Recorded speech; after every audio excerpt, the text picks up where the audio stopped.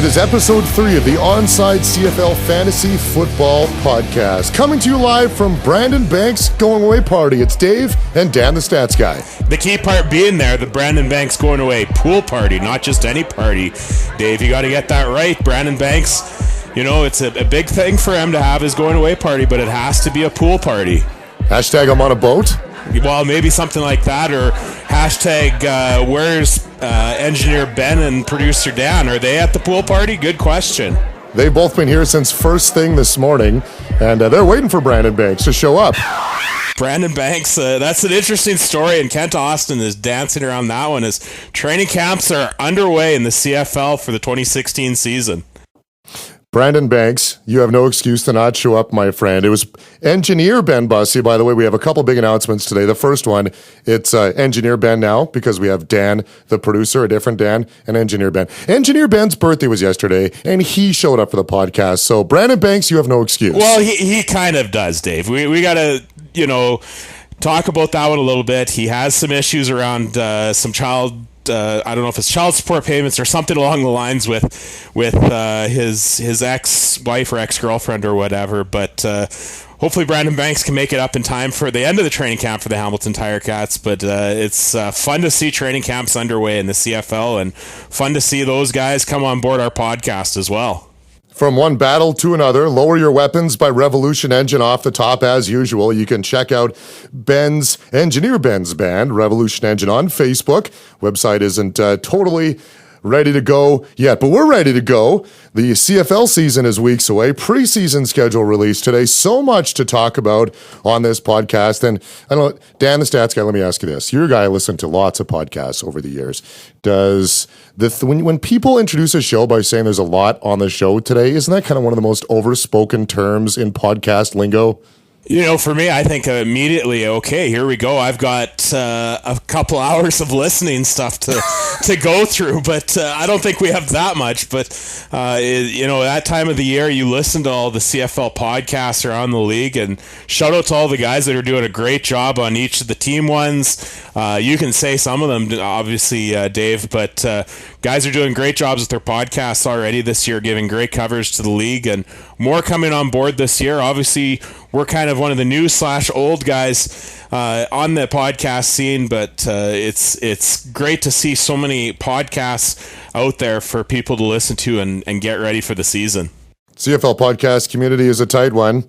We obviously still in very close relationship with the guys at Rouge Radio there, and BC Lions, dead and good friends of ours, as are the Eskimo Empire podcast, to name a couple of them. We've been on guests there before. But rather than just handing out the love, why don't we talk about one relationship that we've had going for a couple of years, and we're very excited that their website is finally live again. Fantasy.ca, we talked about it last weekend, a little bit of the week before. They're live and back online, so if you're in a league for previous seasons, you can get back on the site. If you want to make it a keeper league, I know in our league, we make it a keeper league. We allow it where guys can keep 3 players from their previous year. Some leagues I've talked to, they do a similar type thing, even right up to a dynasty league where your roster stays as is for year by year by year. Lots of different options, and they can help you take care of that. Log on there. See what you can do with that, and we'll get into later. If you don't have a league, hopefully we could set you up with one. Yeah, we'll have Aaron Brown, the administrator for that website, on next week to talk about some of the changes. But he's given us the green light to talk about one change that they're bringing in this year. And it's the change that they're going to allow you to put a player on the IR when they're not injured. I know previous players have mentioned that before. And when it says day-to-day, you're not able to put them on the IR. What do you think about that, Dan, the Stats Guy? In our league, we don't have an IR, but it's something that I think has been suggested and probably something we'll vote on the day of the draft, because an IR is something where definitely you can use it to your advantage if a player is in and out. But if you do it right from the start and you say, I'm not sure with this guy, he's day-to-day, let me put him on the IR, then it gives you a little bit more freedom with your roster. And at the end of the day, it makes it more competitive and makes it where more guys in your league want to take part. When it comes to fantasy.ca, we're going to talk about position by position, kind of how to draft well, how to draft a good team. But before we even get there, right now is the time that you're Googling, You got your Excel sheets. You're going through all the stats from last year going, man, I want to really stick it to my friends.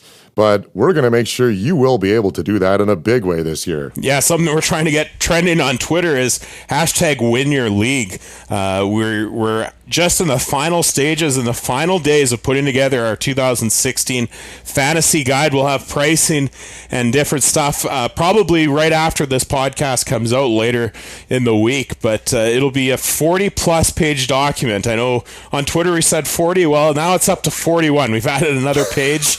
It just keeps getting more and more and more as we add more and more players and more positions going through. I can kind of give you some numbers with that. Over 20 quarterbacks, over 15 running backs, over 50 receivers. And I think that's a big one that people look at. There's quite a few in the receivers in the league that you don't want to get stuck with a guy that's going to be cut at the end of the day just by looking at last year's stats. I think receiver is a key one. Who's going to be top receivers in the league?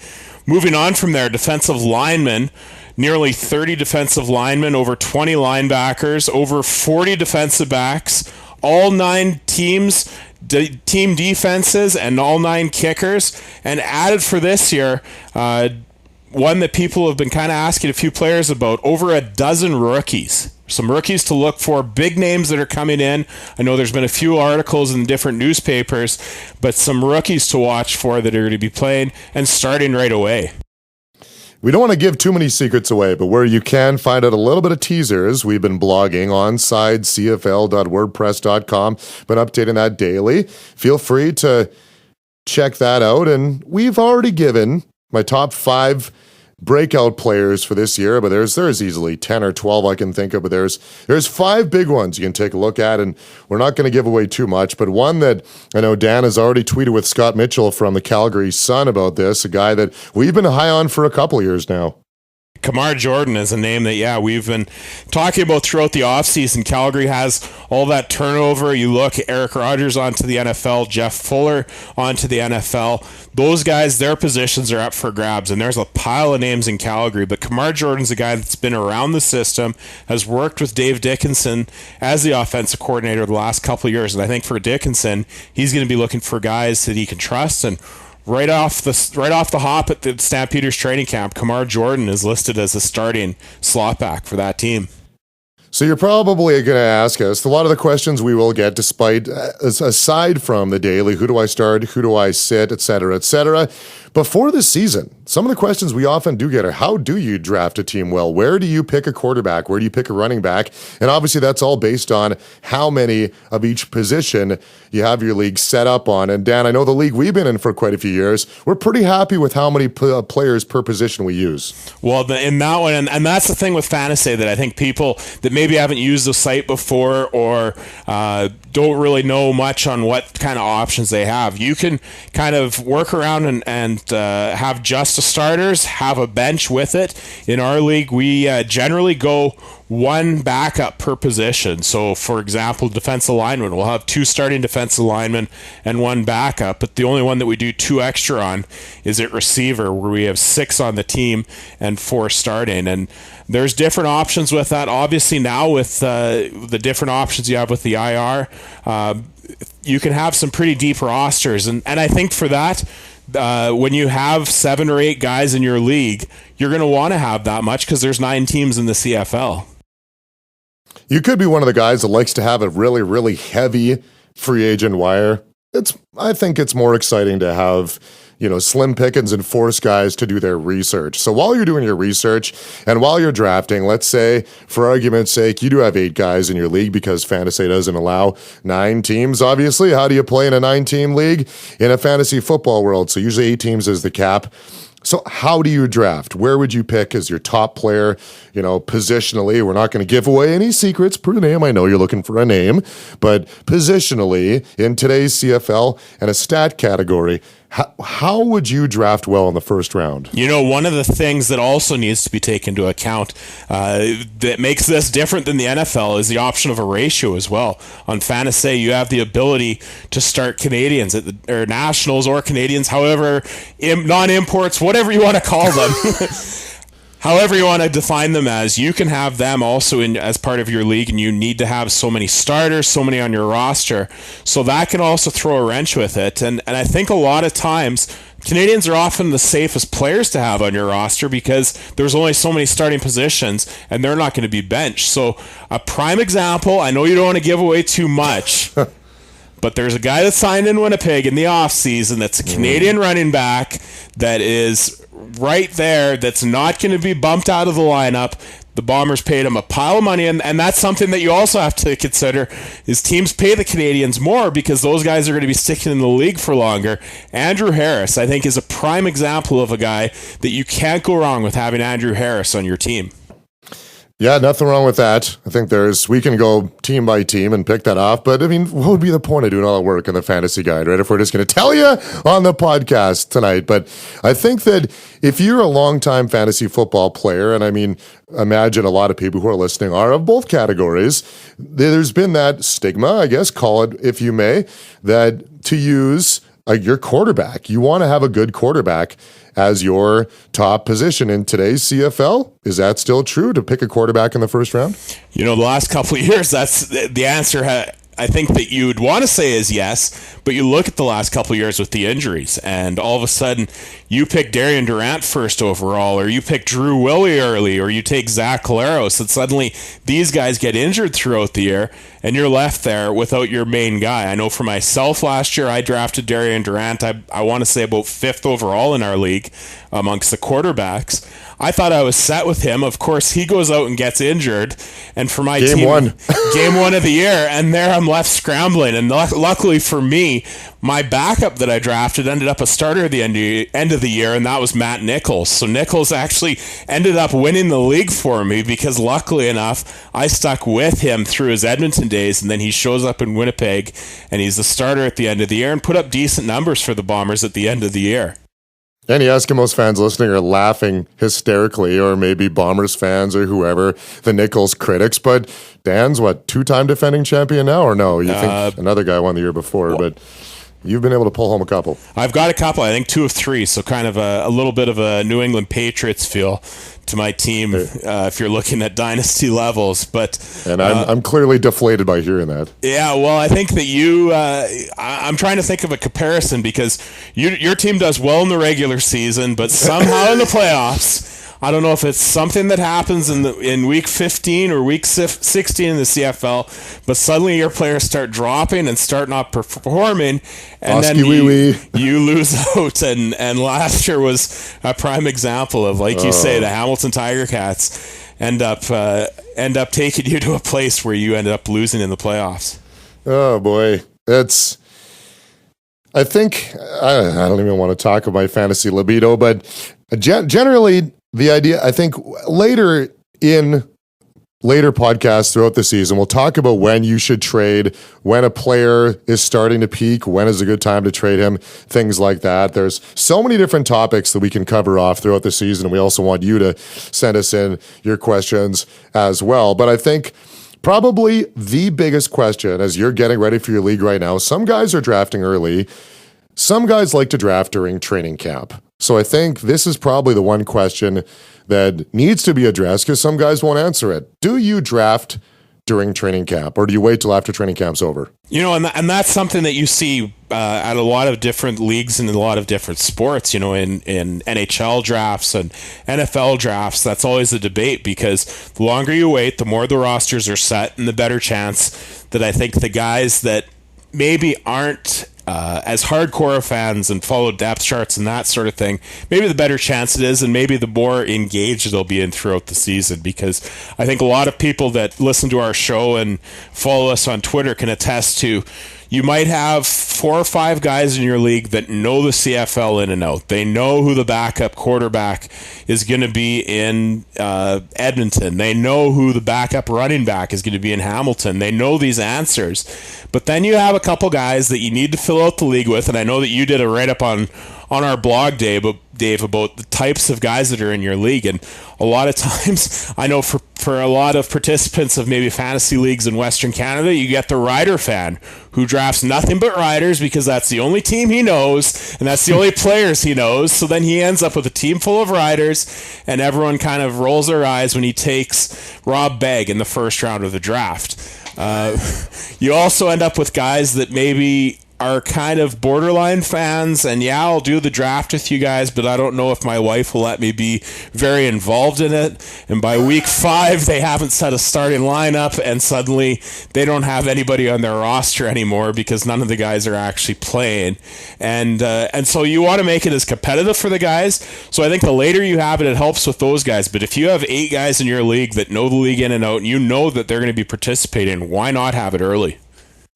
Producer Dan had just fired off a question that we can ask, and I think it'd be a good one. So round by round, I think we already danced around this a little bit, but I think, why don't we give out a couple of secrets here when it comes to positionally? So in today's CFL, the league, I was in 2 leagues last year. The one guy who actually ended up winning our league drafted a wide receiver first overall, and I kind of laughed at him, but with the way that the game has opened up now, that's actually not a bad strategy if it's a high-performance wide receiver for first overall. Would you do the same? You know, you look at the different receivers across the league, and I think Adarius Bowman is a prime example. I think he had 90-some catches last season. I want to say 95 catches, and you know, you see those receivers, they're going to get targets on a week-by-week basis, and they're going to be your most consistent guys. So, yeah, obviously a guy like Bowman, maybe a guy like Chris Williams, Emmanuel Arsenault, you know, some of the names around there that are guys year after year that what you see is what you get year after year, and that's 75 plus catches. Why not take them early? I guess on the flip side with that, you have to be careful too that you're not taking somebody that maybe last year, and I know that you laughed at this one at the end of our first round of our league, someone took Fred Stamps in the first round. Of course, Fred Stamps, yeah, he's had a great CFL career.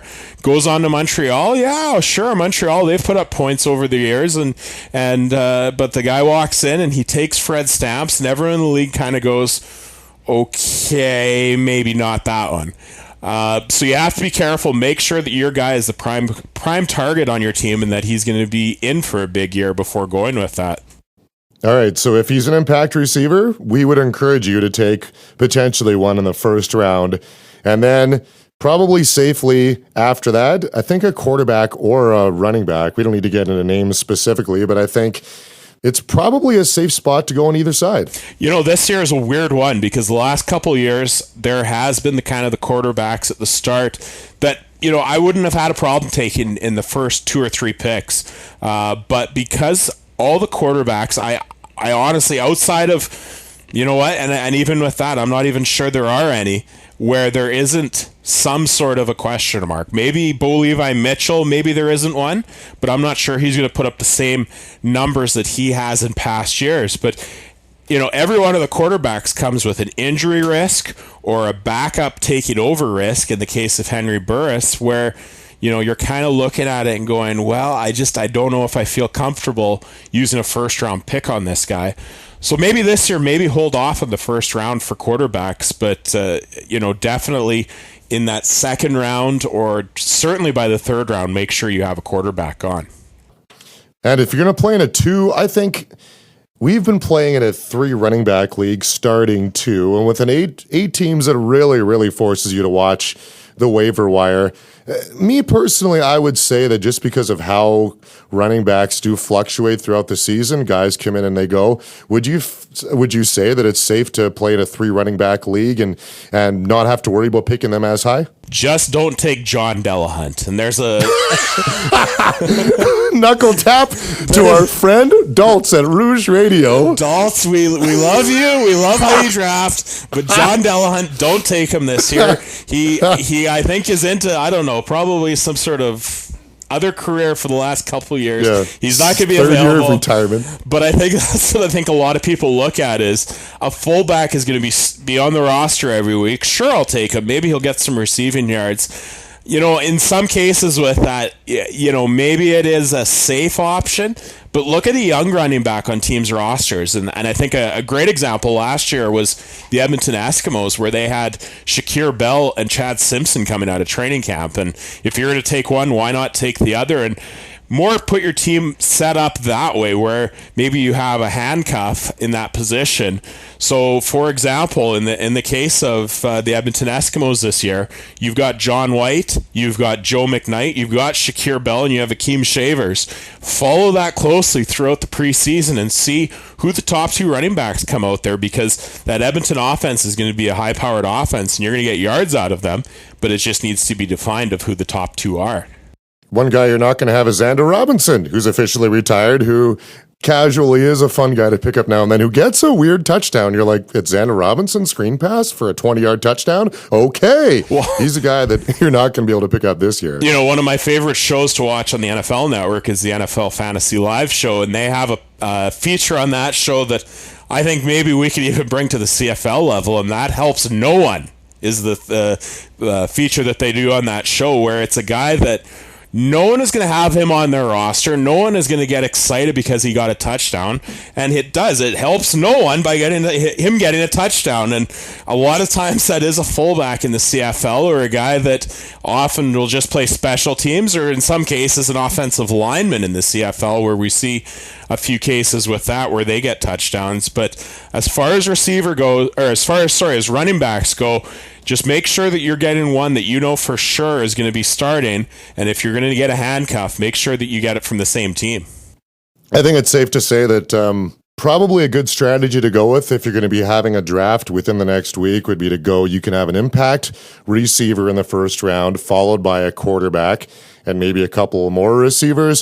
When would be the next position that you would come after, and without obviously giving away? And if you're maybe just joining in as a friend who's listening to this in your car or whatever, we're going to be releasing this 2016 CFL Fantasy Guide very soon. So we're not going to be giving away many name secrets. You'll be able to check that out on yourself. But when would be the next position that you would figure this year would be a great to draft, aside from the top big three? Again, this depends on the type of format you're using. If you're using a standard format of 1 point per tackle, you're going to want somebody that's going to get a lot of tackles.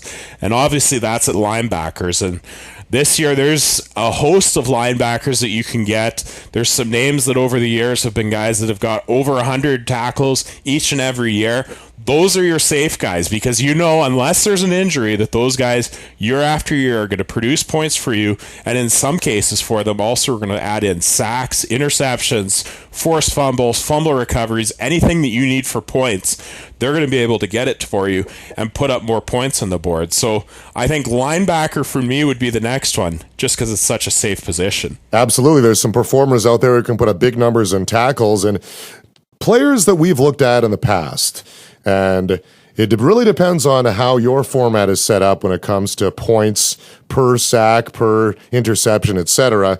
But in the way we play, this would be a spot where we might pick a defensive lineman a little bit higher. So you might have to examine how you match up your stats. Yeah, and as far as defensive linemen go, we've played in our format up to 8 points for a sack. On the fantasy guide this year, we're just going to have it a little bit more of a standard format as far as sacks being, I believe, 2 points extra on top of the tackle you get. So there's some names in there, and you look at last season, there was guys pushing towards the high teen numbers for sacks. So the time now is still there where quarterbacks are constantly on the run, and there's a lot of really good pass rushers in the CFL, and I'll just kind of put a little bit of a tag on that as well. When you're looking at defensive linemen, consider the defensive ends first. Look at the depth charts first of who the defensive ends are. I know there have been some defensive tackles over the years, and we've seen guys like Khalif Mitchell go early in drafts, but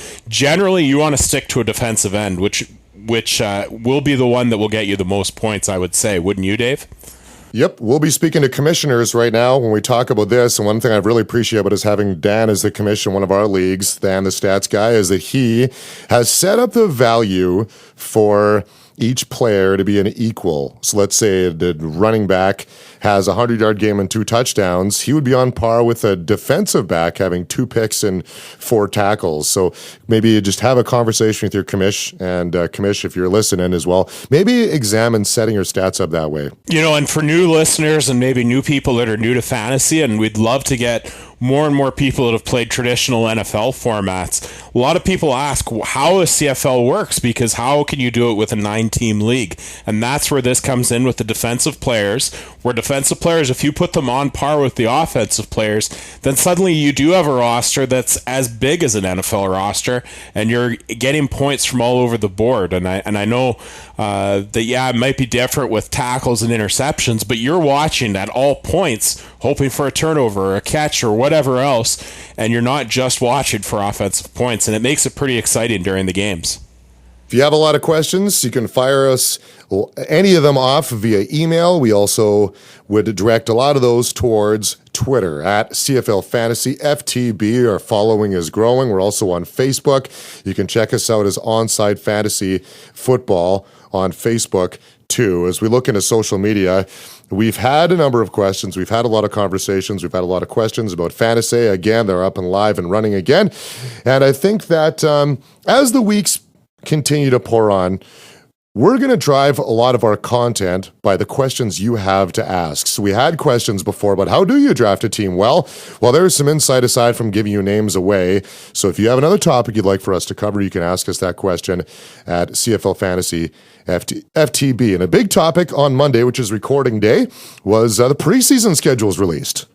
Yeah, something that you're going to be able to take advantage of. I know that there's going to be 4 games on TSN. There's also word coming down in sort of later in the day of some teams themselves streaming the games off their websites. And that will be one way that I guess you could take an advantage on the other guys in your fantasy league, is to watch the games.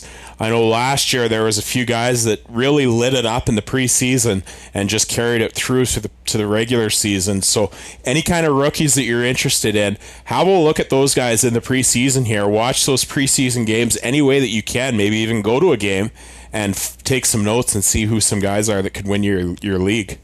Hashtag win your league. That's the big Twitter hashtag that we want to get trending and get the word out there. And I can think of players in years past that watching in the preseason, especially if you're in a 2-3 running back deep league or you're in a 6 receiver league.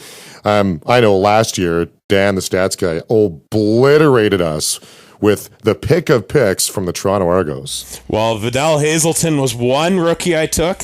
I also got John Ojo from the Edmonton Eskimos in our draft, and the third one was Khalil Bass from the Winnipeg Blue Bombers. 3 guys that I knew based on their preseason performance, they got starting jobs. I knew to run with them, and took me on my way to the championship because I didn't need to add anybody off the waiver wire as far as rookies go. They were already on there, and so those are 3 guys that, for me, just by watching the preseason and seeing who was performing and also knowing who was starting during the preseason games, it helped for my team going through the 2015 season.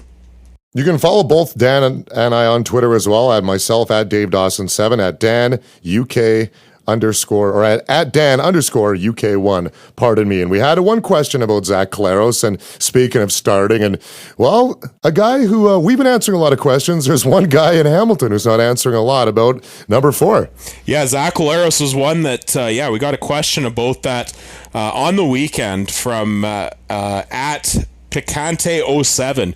He asked, how long is Collaros supposed to be out for? And Kent Austin has been very coy about this. He's not giving a direct answer. And my response to him was, if you want a similar injury, a similar recovery, similar position, look to the NFL and look at Carson Palmer coming into last season. Carson Palmer, of course, of the Arizona Cardinals. He had a similar injury to Zach Collaros, a torn ACL. It was a 10-month recovery. His injury, I want to say, was November. Somewhere around there. He was back at training camp in August for the Cardinals and was ready in time for the regular season for that team. Now, Kent Austin has already said that Collaros isn't going to be ready for the regular season opener for the Tiger Cats and really isn't giving a timeline. Zach Collaros' injury was the end of September, so if you fast forward that 10 months, then you're looking towards the end of July. And so for that, maybe that might be a time to kind of look at him coming back, but I would be very, very cautious with Zach Collaros as far as a recovery. And don't expect him to be one of the first 2 quarterbacks you to take. I know that that was kind of the response when I said that. He said, oh, sheesh, I was going to take him first overall. Probably not going to be one of the quarterbacks you're going to want to take with your first couple of quarterback picks. He's going to be someone that you're going to have to take probably both 5th or 6th amongst the quarterbacks. And unfortunately with that, that's just the way that it is. And hopefully there's no more injuries to quarterbacks this season. I'll tell you, one guy that we expected you to take first overall as we're getting the 2016 fantasy guide ready was Zach Collaros. We had high hopes for him. We had him projected for some big stats.